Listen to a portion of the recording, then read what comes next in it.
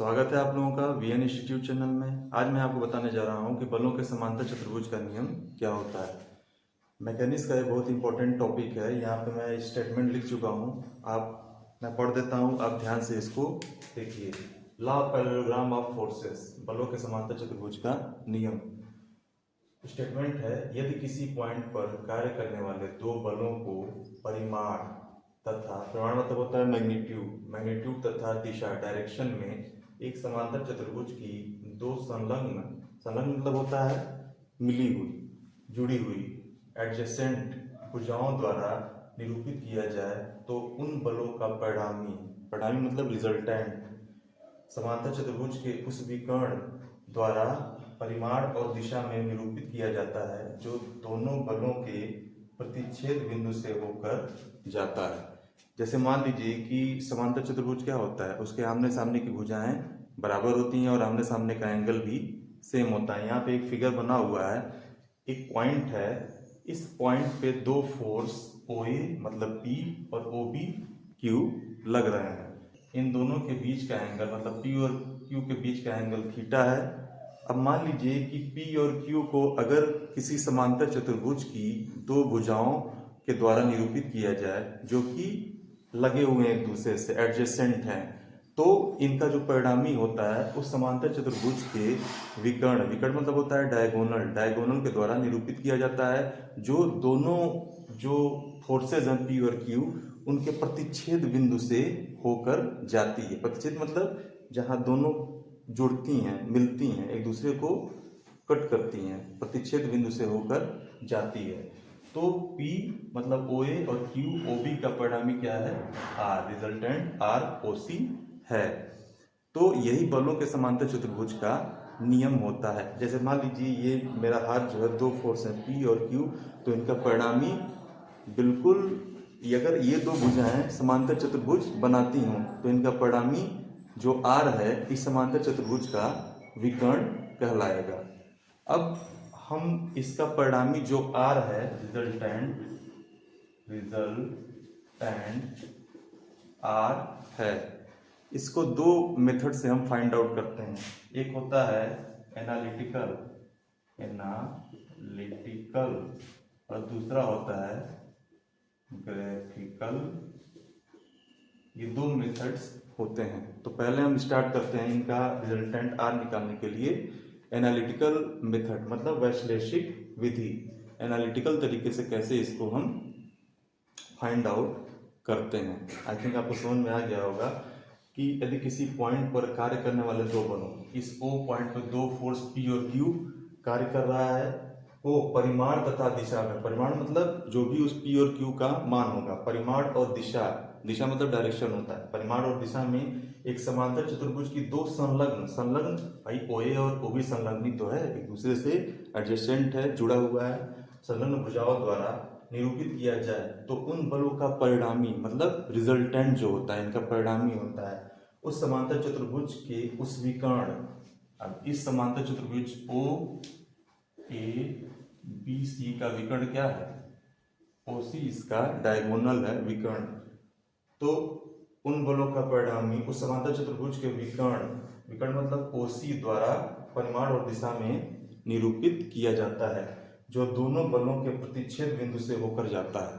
OC द्वारा इनका परिणामी निरूपित किया जाता है जो दोनों बलों का प्रतिच्छेद बिंदु, यही तो है, उसी से तो होके जा रहा है।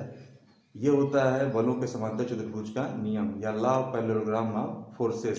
अब कैसे इनको हम फाइंड आउट करते हैं R का मान एनालिटिकल तरीके से, वो हम देखते हैं। वीडियो को पॉज करके ये स्टेटमेंट नोट डाउन कर लीजिएगा, मैकेनिक्स का बहुत ही इंपॉर्टेंट टॉपिक है। ये वही फिगर यहाँ पे बना हुआ है। अब इसमें हम रिजल्टेंट R मतलब परिणामी R एनालिटिकल मेथड से फाइंड आउट करते हैं। एनालिटिकल मेथड से रिजल्टेंट R हम फाइंड आउट करते हैं। रिजल्टेंट R, उसके बाद डायरेक्शन भी इसका हम शो करेंगे, निकालेंगे। अब यहाँ से यहाँ का जो एंगल है मतलब P और Q के बीच का एंगल जो है वो थीटा हमने माना है, और ये एंगल जो है एंगल COA ये अल्फा हमने बना हुआ है। अब हम क्या करेंगे, कंस्ट्रक्शन रचना ओए को आगे बढ़ा के हम क्या करते हैं, ओए को आगे हमने बढ़ाया और सी से इस बेस पे लंब डाला, तब ये 90 डिग्री हो गया।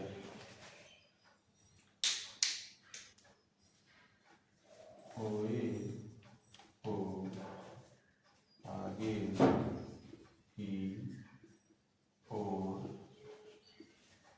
बढ़ाया तथा सी से बेस पर लंब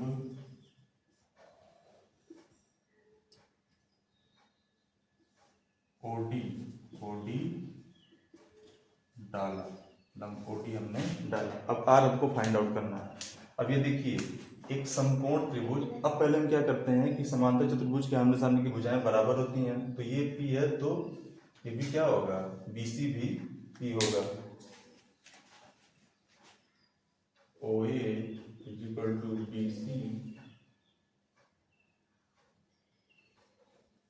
is equal to P and OB is equal to AC, OB is equal to AC is equal to Q। अब एक दो राइट एंगल ट्रायंगल हमको मिलना है, एक CDO और दूसरा CDA, मतलब समकोण त्रिभुज। तो बड़े वाले समकोण त्रिभुज CDO से समकोण त्रिभुज CDO से पाइथागोरस प्रमेय लगाएंगे,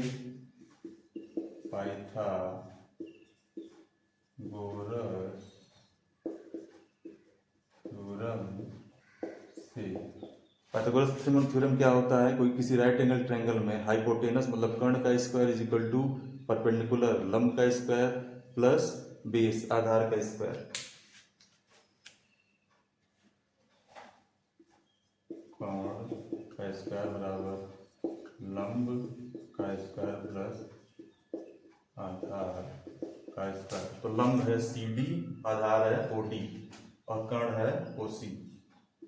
सी स्क्वायर बराबर लंब CD का स्क्वायर प्लस आधार OD का स्क्वायर। अब OD जो है OA प्लस AD है, OC square is equal to CD square plus OA plus AD का होल स्क्वायर। अब OC जो है यहाँ पे क्या है, OC is equal to R, OC is equal to R है, OA इज इक्वल टू है P और OB है Q। OB क्या है, Q है। तो यहाँ पे पुट कर देंगे वैल्यू, लेकिन OC जो है ये R स्क्वायर हो गया। CD हमको नहीं पता है, तो CD के लिए हम क्या करेंगे, small right angle triangle CDA में एंगल BOD अगर थीटा है तो ये भी क्या होगा, थीटा ही होगा, ये भी थीटा ही होगा। तो CDA में हम cos थीटा ले लेंगे, तो बेस AD अपान कर्ण क्या होगा, ये भी Q होगा, AC Q होगा। AC क्या होगा, AC यहाँ पे Q होगा। तो AD अपान Q, तो यहाँ से जो AD आ जाएगा हो जाएगा Q cos थीटा हो जाएगा। और इसी वाले ट्रायंगल CDA में अगर साइन थीटा हम ले लें, साइन थीटा, तो CD अपान Q, क्योंकि लंब बटे कर्ण होता है, तो CD is equal to Q sine theta. ध्यान से वीडियो पॉज करके नोट डाउन कर लीजिएगा, बहुत इंपॉर्टेंट है। ये CD is equal to Q sine theta हो गया और AD is equal to Q cos theta, तो हो जाएगा Q साइन थीटा का whole square plus O A है, ओ ए पी है, पी प्लस ए डी है क्यू कॉस थीटा का whole square, R square is equal to अब हो जाएगा Q square sine square theta plus A plus B के whole square से break कर देंगे तो P square plus Q square cos square theta plus 2pq cos theta. अब देखिए क्यू स्क्वायर और क्यू स्क्वायर यहाँ पे कॉमन हो जाएगा तो R square is equal to Q square common ले लेंगे तो हो जाएगा sign square theta plus cos square theta plus P square plus 2pq cos theta. अब आप ट्रिग्नोमेट्री में जानते हैं कि sign square theta plus cos square theta क्या होता है, 1 के बराबर होता है। तो ये हो जाएगा R square is equal to Q square, ये 1 हो जाएगा into 1 plus P square plus 2pq cos theta, या इसको थोड़ा सा सिस्टमेटिक लिख देते हैं तो R square is equal to P square plus Q square plus 2pq cos theta, या R is equal to under root P square plus Q square plus 2pq cos theta. ये रिजल्टेंट आ गया analytical method से, are is equal to under root P square plus Q square plus 2pq cos theta, where theta जो है P और Q के बीच का angle है और पी और क्यू इसके फोर्स जो लग रहे हैं ओ पॉइंट पे वो हैं। अब डायरेक्शन हम निकालेंगे, डायरेक्शन डायरेक्शन मतलब होता है दिशा, direction alpha is equal to tan inverse, ये tan alpha is equal to Q sine theta upon B plus Q cos theta है तो alpha is equal to tan inverse में हो जाएगा Q sine theta upon P plus Q cos theta. ये आ गया direction, ये इसका डायरेक्शन आ गया। अब इस पे न्यूमेरिकल भी बनता है, इस पे न्यूमेरिकल भी बनता है कि इसका रिजल्टेंट कैसे निकालते हैं, या एंगल अगर 0 डिग्री है मतलब दोनों फोर्स सेम डायरेक्शन में है तो रिजल्टेंट क्या होगा, दोनों जो फोर्स पी और क्यू परपेंडिकुलर मतलब 90 डिग्री थीटा है तो क्या होगा, दोनों फोर्सेस पी और क्यू 180 डिग्री पे है मतलब अपोजिट डायरेक्शन में है तो क्या होगा, परिणामी रिजल्टेंट आर की वैल्यू, अगर दोनों फोर्स इक्वल हैं तो क्या होगा रिजल्टेंट आर की वैल्यू। वो आगे आने वाले वीडियो में बताऊंगा आपको कि अलग अलग थीटा के वैल्यू पे रिजल्टेंट की वैल्यू क्या आएगी। वीडियो को पॉज करके अच्छे से नोट डाउन कर लीजिएगा और ध्यान से समझ लीजिएगा, कहीं भी नहीं समझ में आएगा तो कमेंट बॉक्स में पूछ लीजिएगा और चैनल पर नया हो तो सब्सक्राइब कर लीजिएगा और अपने जान पहचान के लोगों में भी शेयर करिएगा। Thank you very much.